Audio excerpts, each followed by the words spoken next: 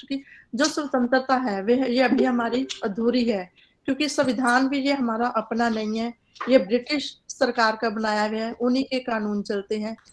तीसरा बिंदु आपने रखा, हमारा देश 15 अगस्त से पहले भी 3 बार वो हो चुका था, स्वतंत्र हो चुका था, तो हम 15 अगस्त को ही स्वतंत्र क्यों मानते हैं? हमारे से अफगानिस्तान अलग हुआ, बंगाल अलग हुआ, बर्मा अलग हुआ, और अभी भी देश के हालात ऐसे हैं, पता नहीं क्या स्थिति चल रही है। उसके लिए हमें जागरूक रहना है, अपनी देश की आज़ादी को बनाए रखना है, हमें अपना प्रयत्न करना चाहिए। बहुत-बहुत धन्यवाद जो आपने बिंदु हमारे समक्ष रखे। इसी की चर्चा के लिए मैं शशि प्रभा आर्या जी हमारे बीच में हैं, मैं उनसे निवेदन करूँगी कि वो भी अपने विचार हमारे समक्ष रखेंगी। शशि प्रभा आर्या जी, फिर उषा दीदी, आपसे एक भी मिनट हो जाएगी, चिल्ला रहे।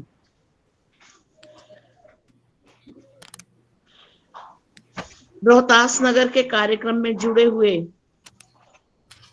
लिंक के माध्यम से जुड़े हुए मेरे सभी बहनों और भाइयों को सादर वंदन, नमस्ते, प्रणाम कहती।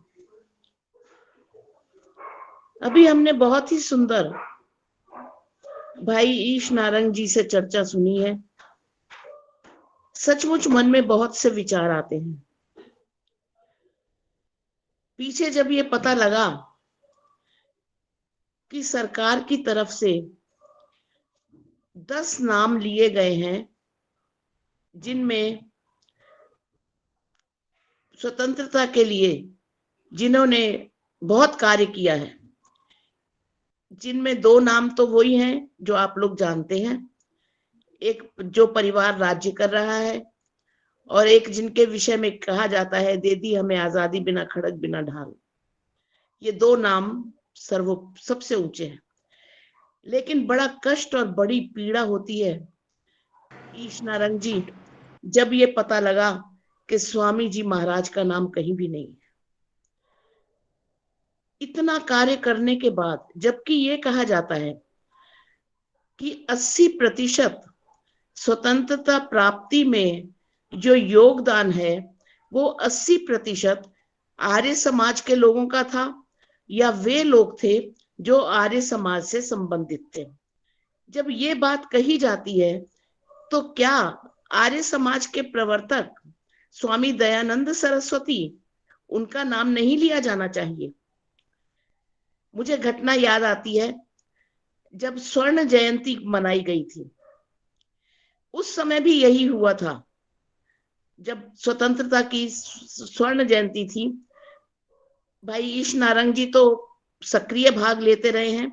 हालांकि मुझे इनको सुनने का अवसर पिछली बार भी यही रोहतास नगर में मिला था और आज मिल रहा है, और मैं अपने आप को भाग्यशाली समझ रही हूँ कि मैं ऐसे अपने भाई के विचार सुन रही हूँ। शक्ल से मैं जानती थी, लेकिन मैंने कभी आपका भाई जी उद्बोधन नहीं सुना। मैं आपको किन शब्दों में धन्यवाद करूं?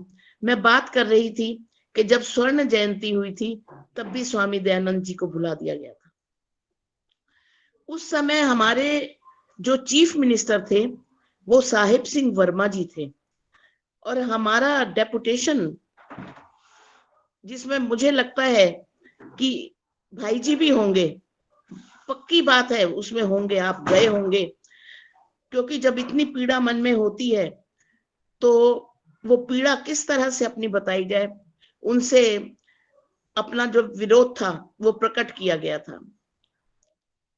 अब स्वामी दयानंद जी को भुला, मुझे ये समझ में ही नहीं आ रहा कि इतना कार्य करने वाले, देश को उत्थान की ओर लेके जाने वाले, एक इतने अच्छे परिवार का एक बालक मूल शंकर केवल अपने राष्ट्र के लिए अपने प्राणों की बलि दे देता है, उसको कैसे भुलाया जा सकता है? देखिए, वेद कहता है तिस्रो देवी बर्हिरेदम सदंतिरा सरस्वती भारती। यजुर्वेद में भी आता है और ऋग्वेद में भी आता है। यह स्वामी दयानंद जी ने, यह वेदों के वाक्य हैं, हमने नहीं ये बनाए। उसमें लिखा है कि अपनी मातृभूमि, इसका अर्थ है कि राष्ट्र किसे कहते हैं। अपनी मातृभूमि, मातृ संस्कृति और मातृभाषा तीनों के मेल से राष्ट्र बनता है।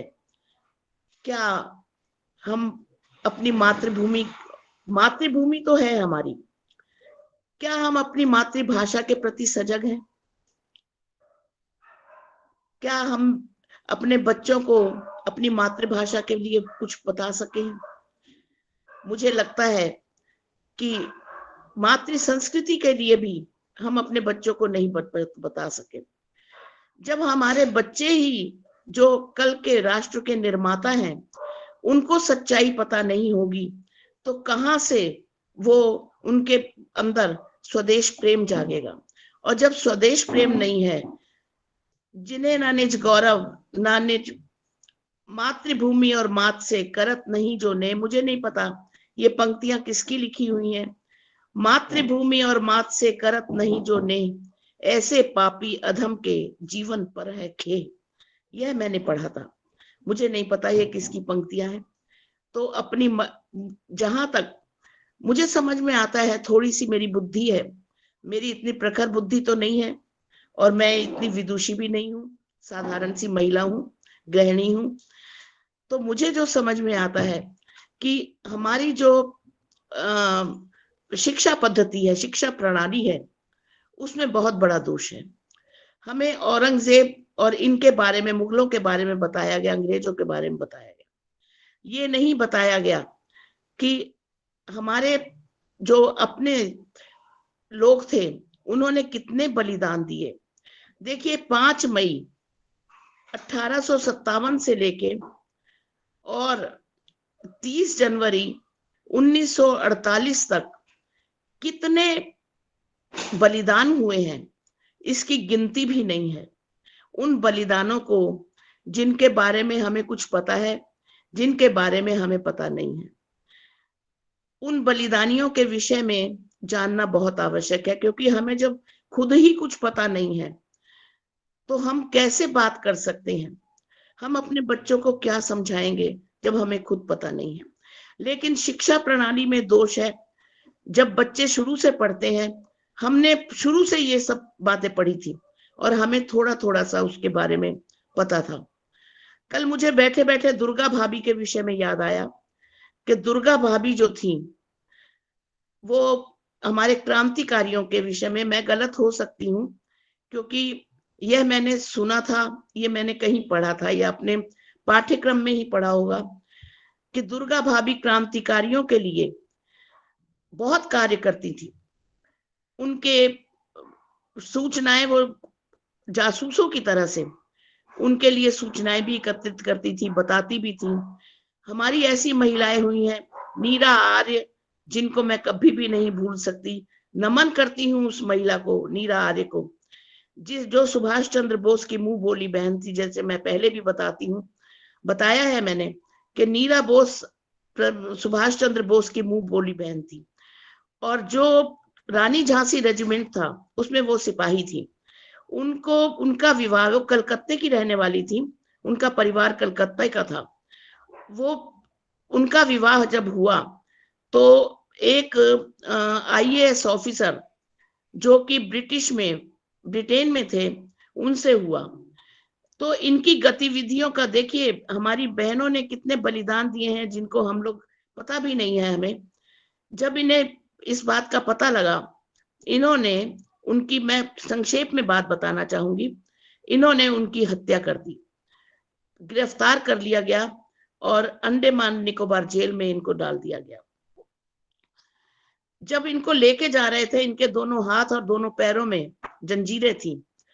इनसे पूछा गया, जेलर जो डॉक्टर बारी था शायद, उन्होंने पूछा कि हमें तुम बता दो कि सुभाष चंद्र बोस कहाँ पर हैं, तो हम तुम्हें छोड़ देंगे या तुम्हारी सजा कम कर देंगे। उसने, जैसे हंसकर हम लोग बात कर देते हैं, उन्होंने कहा सुभाष चंद्र बोस मेरे दिल में है।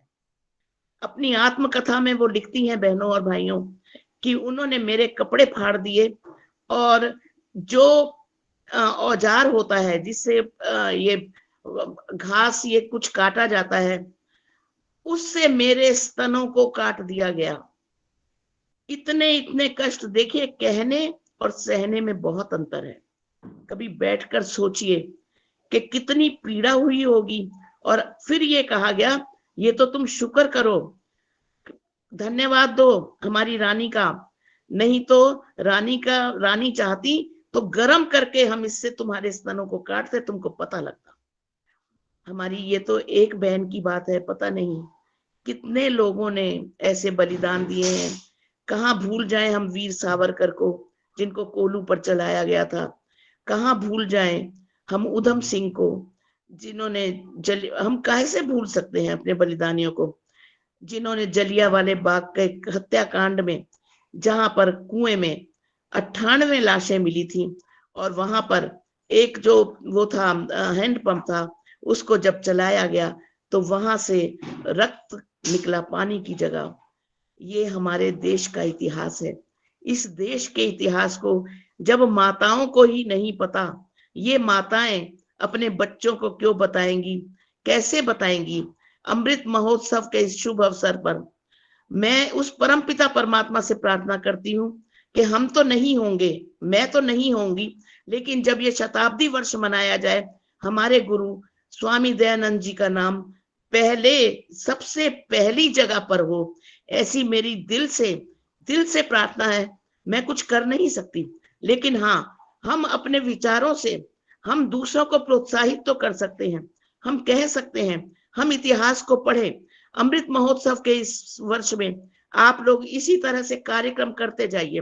ऋषि दयानंद को मत भूलिए, और स्वतंत्रता सेनानियों को कभी कभी कार्य करिए, एक एक कभी कोई कार्यक्रम करके इनको पूरे वर्ष भर चलाकर, जितने भी गुमनाम लोग हैं, जितनी गुमनाम बहनें हैं, जितने गुमनाम हमारे बलिदानी हैं, क्रांतिकारी हैं, वीर हैं, जो इनका बलिदान हुआ है, और उनके परिवारों को मैं अपनी ओर से श्रद्धा सुमन अर्पित करती हुई उनको नमन करती हूँ। और भाई ईश नारंग जी का बहुत बहुत हृदय की गहराइयों से मैं भाई जी आपका धन्यवाद करती हूँ, और प्रभु से प्रार्थना करती हूँ कि ऐसे भाई हमारे बीच में हैं, जो हमें झकझोरते हैं और हमें जगाते हैं। आपने आज मैं तो बहुत सारा जाग गई हूँ, जो सोई हुई थी। अब मैंने मन में सोचा कि मुझे ये भी पढ़ना चाहिए, मैं सुन रही थी, मुझे ये भी पढ़ना चाहिए। तो मैं आपका पुनः अपनी ओर से और आर्य समाज रोहतास नगर की ओर से, जैसा मुझे कहा गया है, मैं हाथ जोड़कर आपको नमन करती हुई, आपको श्रद्धा सुमन अर्पित करती हुई, आपके लिए प्रभु से प्रार्थना करती हुई, मैं उस परम पिता परमात्मा से प्रार्थना करती हूँ कि ये जो ऑनलाइन कार्यक्रम कर रहे हैं, इससे हमारा जो हम बुद्धि में हमारा ज्ञान की वृद्धि हो। इन्हीं शब्दों के साथ मुझे लगता है समय ज्यादा ले गई हूँ आदर्श जी, कोई बात नहीं, अगली बार जब बुलाओगे तो 2 मिनट बोल के खत्म कर दूंगी। ओम शम, धन्यवाद।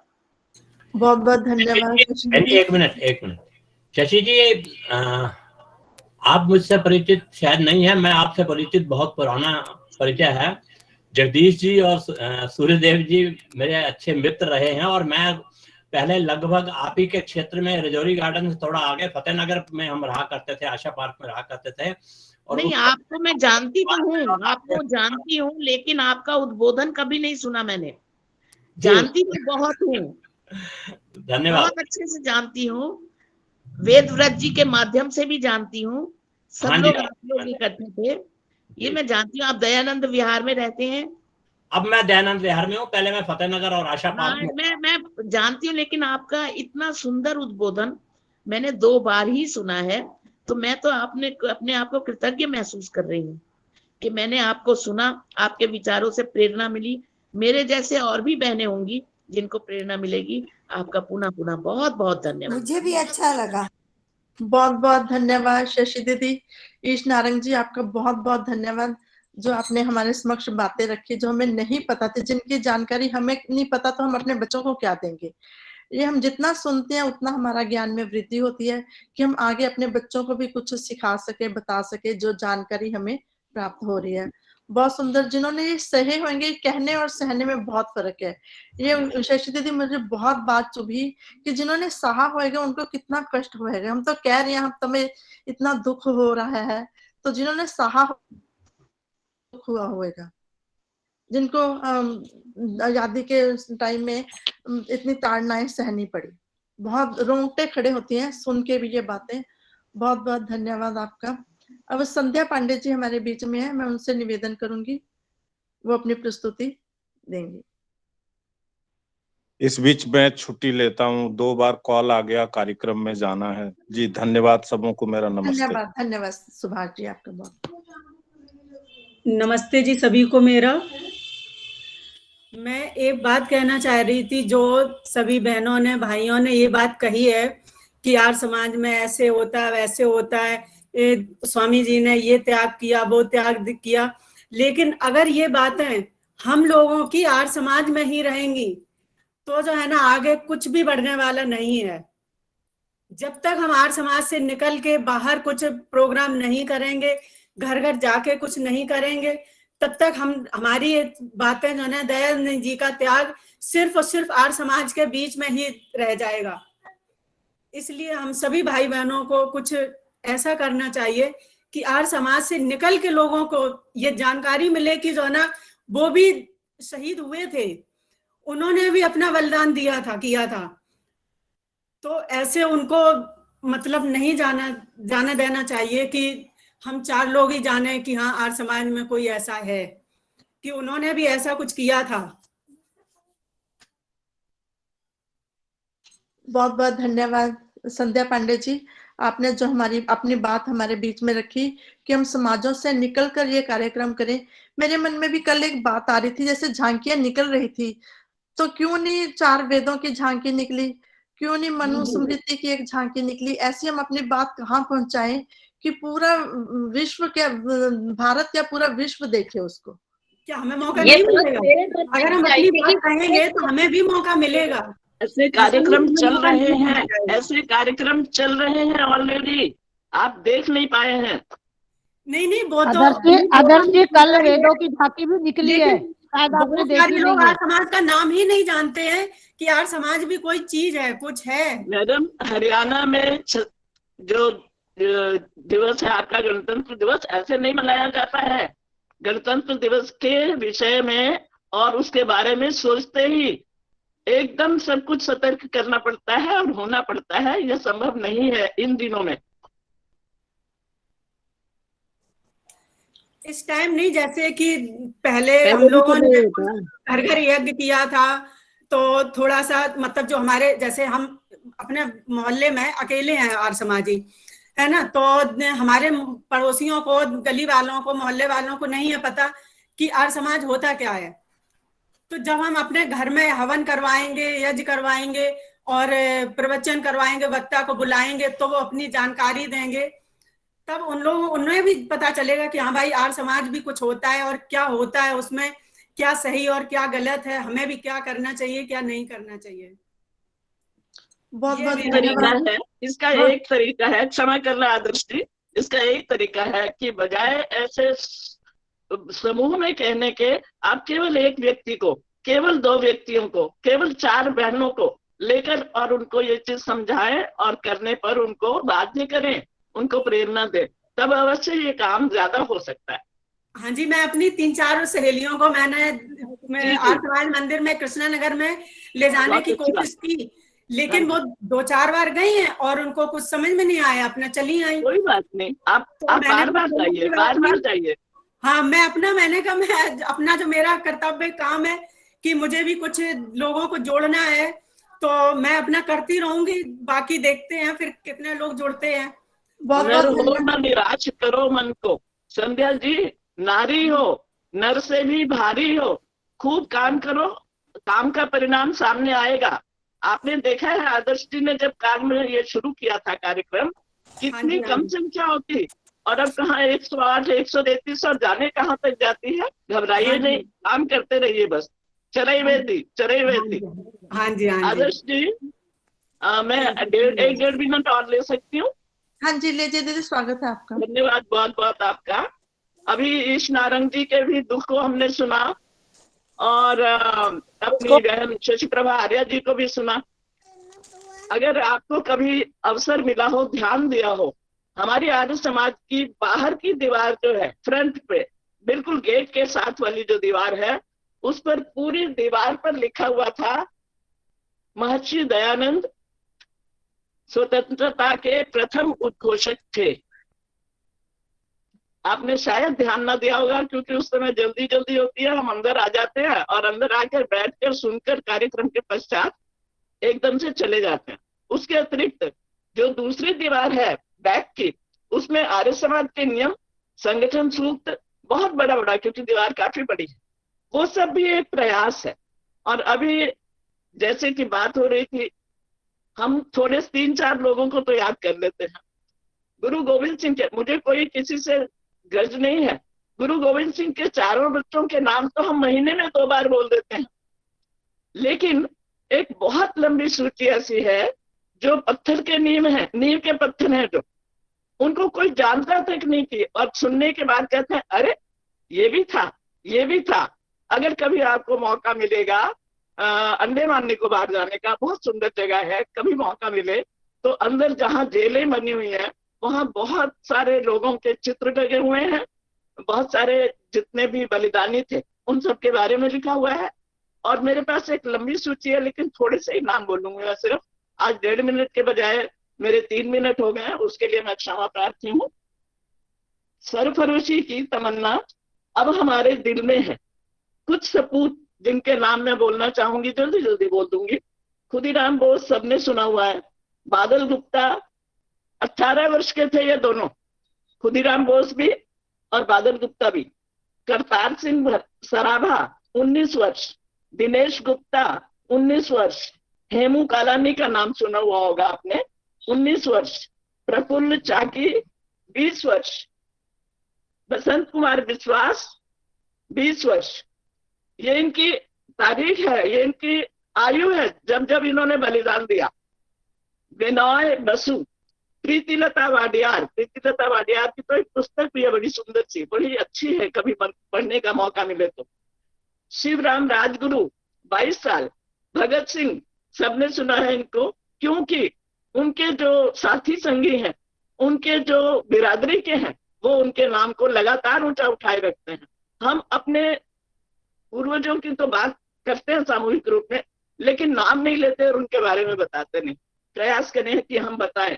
चंद्रशेखर आजाद सब मानते हैं। जतेंद्र नाथ दास 24 साल, सुखदेव थापर 24 वर्ष, भगवती चरण वोरा 25 वर्ष, मदनलाल धिंगरा 25 वर्ष, प्रताप सिंह बारहट 25 वर्ष, भाई बाल मुकुंद 26 वर्ष, राजेंद्र लाहिड़ी 26 वर्ष, अशफाकुल्ला खान 27 वर्ष, विष्णु गणेश पिंगले 27 वर्ष, वैकुंठ शुक्ला 27 वर्ष। ऐसे ही जाने कितने कितने 25 और 30 के बीच में, जिनको कोई नहीं जानता क्योंकि उनके बारे में हम बात नहीं करते। मेरा एक करबद्ध निवेदन है, भजनों का कार्यक्रम को थोड़ा सा संक्षेप देके, 1-2 भजन कम करके और किसी न किसी क्रांतिकारी को सामने लाओ, ऐसा मेरा सुझाव भी है। और मेरी बहन पुष्पलता इस काम को बहुत खूबी से कर रही है। और शशि प्रभा आर्या तो सचमुच, अब मैं क्या कहूँ, वो भंडार है, खान है, सागर है, बहुत कुछ है उनके पास, लेकिन वो भजनों के चक्कर में हम उनके भजन भी सुनना चाहते हैं और इस वजह से वो चीज रह जाती है। तो इस तरफ ध्यान दिया जाए, ऐसा मेरा निवेदन है। आपका कार्यक्रम बहुत सुंदर जा रहा है और मैं प्रांतीय सभा की ओर से, अपनी आर्य केंद्रीय सभा की ओर से, प्रतिनिधि सभा की ओर से सभा बहुत आभारी है इन कार्यक्रमों की, क्योंकि उनका वेद प्रचार प्रसार खूब हो रहा है। धन्यवाद विजय जी, धन्यवाद आदर्श जी और आप सभी बहनें, शुभकामनाएं। ओम। उषा जी बहुत बहुत धन्यवाद, इतने सुंदर आपने ये रखा है, बहुत ही जो मैं चाहती थी वो आपने कह दिया। आपकी बात सुनने के बाद मुझे ध्यान आया कि अरे ये लिस्ट मैं थोड़ी सी पढ़ दूं, अदरवाइज मैं समय नहीं लेती। धन्यवाद, बहुत बहुत बहुत धन्यवाद। उषा दीदी जो इतनी छोटी उम्र में जो शहीद हुए हैं उनकी आपने सूची हमें बताई, जानकारी दी, जिनका हमें नाम नहीं लेते। उन की उषा जी, एक धन्यवाद आपका। एक बहुत अच्छे जीवनी से हमें पढ़नी चाहिए और आपस में चर्चा करनी चाहिए उनके। ये सारे आपको सुनने को मिलेंगे, अब लगातार मिलेंगे, ऐसा मेरी योजना भी है, मेरा सोचना भी है और मेरा पूरा पूरा प्रयास रहेगा। बहुत बहुत धन्यवाद आपका। अब उर्मिला आर्या जी गुड़गांव से हमारे बीच में है, मैं उनसे एक निवेदन करूंगी, वे ऋषि का भजन प्रस्तुत करेंगी। उर्मिला आर्या जी गुड़गांव से। फिर चंद्रप्रभा दीदी आप तैयार है ना? धन्यवाद और शांति पाठ आप करवा देना। चंद्रप्रभा दीदी। उर्मिला आर्या जी। हाँ जी, सभी को सादर नमस्ते। नमस्ते। एक मिनट सिर्फ, मैं धूप में हूँ, थोड़ी छाया में हो जाओ। ठीक है।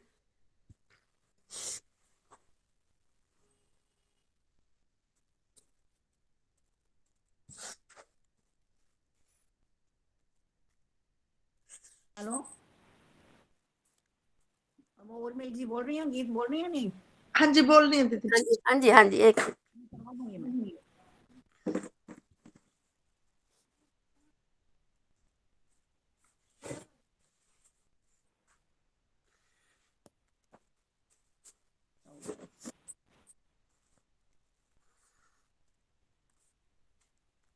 सभी को सादर नमस्ते। बहुत सुंदर कार्यक्रम चल रहा था आपका, बहुत सुंदर। बहन शशि प्रभा जी ने के शब्दों में बहुत दर्द था और उषा किरण माता जी ने भी बहुत सुंदर जानकारी दी। वाकई में हम जिनको नहीं जानते, ये तो कई बार जानते हैं हम कि उन इसने भी बलिदान किया, उसने भी बलिदान किया, बलिदानियों को याद रखना भी चाहिए, पर बहुत कम पता है कि इतनी छोटी छोटी उम्र में भी वो अपनी बलिदानी दे गए। इसी वजह से ही हमें आज़ादी मिली। आज़ादी के प्रथम उद्घोषक महर्षि दयानंद, उनका एक गीत कहने का आदेश हुआ है। हम सबसे पहले उन्हीं के ऋणी हैं, जितना भी उनका गुणगान करें उतना कम है। 100 बार जन्म लेंगे, 100 बार फना होंगे, एहसान दयानंद की फिर भी लौटाओगे, 100 बार जन्म लेंगे।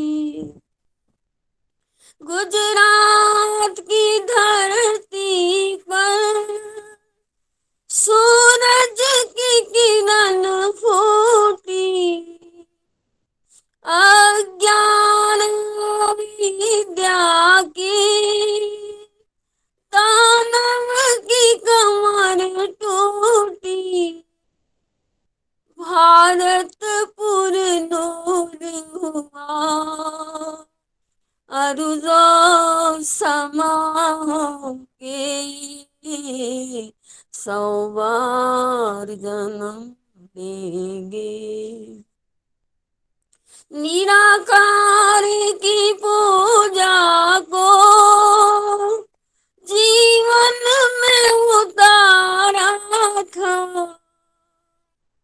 पाषाण का अभिनंदन कब उसको गंवारा था, मुख मोड़ लिया जिनसे पत्थर के खुदा होंगे, 100 बार जन्म लेंगे। आकाश में रोशन है, ये शम्स कमर जब तक, दिन रात ये है जब तक, ये शाम सहर जब तक, अफसाने दयानंद के दिल से न जुदा होंगे, 100 बार जन्म देंगे। वीरार्य मुसाफिर से बलिदानी दिए हमको, और स्वामी श्रद्धानंद से सेनानी दिए हमको। खून जिनकी शहादत के हर गम की दवा होंगे। 100 बार जन्म लेंगे। स्वागत के लिए जिनके पाषाण थे या कंकड़, गम खा गए बनी हनुमान, विष पी के बने शंकर। किस्मत में भी फूल उनके होंगे भी तो क्या होंगे। 100 बार जन्म लेंगे। 100 बार फना होंगे। एहसान दयानंद के फिर भी नादा होंगे। 100 बार लेंगे। 100 बार फना होंगे। धन्यवाद आदर्श जी। आप बहुत बहुत धन्यवाद, बहुत सुंदर। बहुत सुंदर स्वामी बहुत जी ऋषि का गीत आपने प्रस्तुत किया। बहुत बहुत धन्यवाद।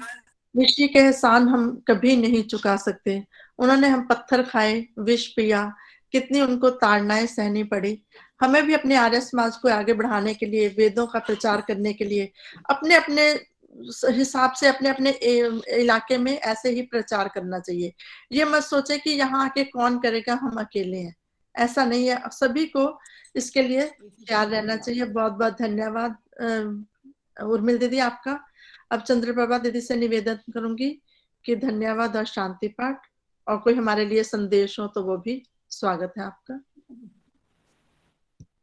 सर्वप्रथम मैं आधुनिक तकनीक से जुड़े हुए सभी बंधुओं का, बहनों का को सप्रेम नमस्ते, स्वागत, अभिनंदन, जिन्होंने अपना मूल्यवान समय देकर हमारे इस कार्यक्रम को सफल बनाने में सहयोग दिया है। उसके पश्चात मैं परमात्मा का धन्यवाद करूंगी कि जो कोरोना के निराशाजनक वातावरण में आधुनिक तकनीक से हमें जोड़ने का अवसर दिया, और सत्संग की गंगा में स्नान करने का वो अपनी तरफ से पूरा अवसर दे रहे हैं।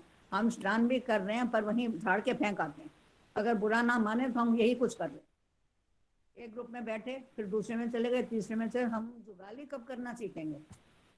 ये हमारे लिए बहुत आवश्यक है। उषा जी, इस पर हमारे को विचार करना चाहिए कि हमने ईश नारायण जी ने इतना सुनाया, हमने ऋषि जी के भजन बोला, कितनी मतलब भाव विभोर हो गए हैं। तो जब ऋषि ने पूरा जीवन लगा दिया तो हम कुछ तो करें, कुछ तो आगे बढ़े। कम से कम अपने जैसा एक तो तैयार करके जाइए। मेरा आप सबसे नम्र निवेदन है, जितनी जिसकी आयु है। देखिए, आदर्श जी से, चंदा जी से, जो मेरी युवा पीढ़ी है, क्षमा महाजन है, संतोष नदवानी है, रेणु चौधरी है, उन सबसे तो मुझे बहुत ही आशा है कि ये अपने साथ 10-10 और लोग बनाएंगे। पर मेरी आयु जो है, और ये मेरा तो यही प्रयास है कि कम से कम मैं अपने जैसा एक तो तैयार करूं, और मैं कोशिश में लगी हुई हूँ। कुछ लोगों को मैं तैयार भी कर पा रही हूँ, जिसका परिणाम मेरी क्षमा महाजन है, संतोष नंदवानी जी। क्षमा जी, आप देखिए, जब इनकी माता जी थी तो तभी से मैंने क्षमा को अपने साथ लगाना शुरू किया था।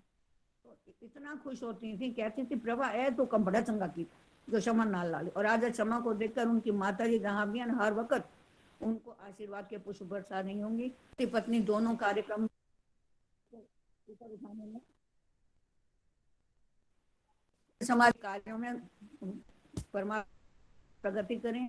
और हमारी समाज पहले भी मयूर विहार समाज काफी अच्छे कार्यकारी समाजों में आती है, गतिशील समाजों में आती है। इसका नाम और ऊंचा होगा। मेरा आज का संदेश तो सिर्फ यही है। और जैसा कि आपने सुना, उषा सूद जी हैं, क्या बढ़िया कविता बोलती हैं। हमारे पास आप देखिए कितने छुपे हुए, मैं तो कहूँगी छुपे हुए खजाने हैं, छुपी प्रतिभाएं इसी टेक्निक के माध्यम से हमारे को मिल रही हैं। हम इसका पूरा अवसर उठाएं, लाभ उठाएं। मैं सभी का बहुत बहुत धन्यवाद करती हूँ। शशि प्रभा जी जो हमारी क्रांति सभा की पूर्व प्रधाना हैं, हमारी मार्गदर्शक हैं, विदुषी हैं, प्रसिद्ध भस्मोपदेशिका हैं, वो तो मतलब वो भी बहुमुखी प्रतिभा की धनी है। उन्होंने भी आज देखिए बहुत अच्छा संदेश दिया है। और हमारी मार्गदर्शक पूर्वी मंडल की, मैं क्या बोलूं, बिना किसी पद के हमारे साथ काम करने वाली मेरी प्यारी बहन उषा किरण जी, इनका भी हमेशा हमारे को मार्गदर्शन मिलता है, संदेश मिलता है, इस आशा के साथ कि सभी अपने अपने समाजों में, अभी क्योंकि समाज गतिशील नहीं है, फिर भी हम इस माध्यम से जितना कार्य कर सकते हैं उतना करें। और कोशिश करें कि हम घर घर में यह करने का एक बनाएं, कार्यक्रम बनाएं। और चाहे अपनी तरफ से घी सामग्री लेके जाना पड़े, जो भी करे, तो अपना थोड़ा सा हम अपना कर्तव्य निभाएं। मेरा यही संदेश है। मनोरमा घई जी का एग्जाम्पल है आपके पास? है जी, घई जी का एग्जाम्पल है आपके पास? किनका? मनोरमा घई जी। जी बिल्कुल बिल्कुल। अभी अगर वो बैठी हैं तो आप ये देखिए कि उन्होंने 100 से ज्यादा यज्ञ कराए। उनकी आयु देखिए, और उनमें जो आज आयु है कि नहीं आयु, आज उन्होंने शायद ज्वाइन नहीं किया, थक गई होंगी। वो हमारी पूर्वी मंडल की संरक्षिका भी है। आप देखिए पहली बार जब वो आर्य समाज आई थी, हमारा वार्षिक उत्सव चल रहा था, उसके बाद उन्होंने पूछा कि समाज की मंत्रिनी कौन है, मैं उस वक्त थी। तो पहले दिन से हम लोगों ने शुरू किया, ऐसा बेड़ा उठाया कि देखिए आज तक अभी भी उनके हृदय में आ गया। वो चाहती हैं कि वो दोबारा से शुरू करवाएं साप्ताहिक सत्संग। तो उन्होंने अपने उसमें सोसाइटी में शुरू कराया। तो मैंने उनसे कहा चिंता मत करिए, आपने बीज बो दिया, ये पुष्पित पल्वित अपने आप हो जाएंगे। तो मैं चाहती हूँ कि ऐसा ही जोश, ऐसा ही साहस हम सभी को दे, सभी जो छोटी बहन। चंद्रप्रभा जी सारे हीरे मोती चुनकर पूर्वी दिल्ली ले गई, पूरी दिल्ली के हीरे मोती चुन के ले गए आप लोग। जी हाँ, करोड़वा के लोग तो खाली हो गए। नहीं गौरी तो आप खाली हो गई। गौरी आप हैं, हमें आपका आशीर्वाद मिलता रहे, मार्गदर्शन मिलता रहे, मैं प्रभु से यही चाहूंगी। समय काफी हो गया, आइए शांति से शांति पाठ करते हैं और उसके बाद जय घोष करेंगे। सर्वप्रथम सर्वे भवन्तु सुखिनः, सर्वे सन्तु निरामया, सर्वे भद्राणि पश्यन्तु, मा कश्चित् दुःखाग्रे, ईश सब सुखी हो, कोई न हो दुखारी, सब हो निरोग भगवन धन धान्य सेवन, सब भद्र भाव देते हैं, सन्मार्ग के पथिक हो, दुखिया न कोई होवे सृष्टि में प्राण भारी, दुखिया न कोई होवे सृष्टि में प्राण भारी।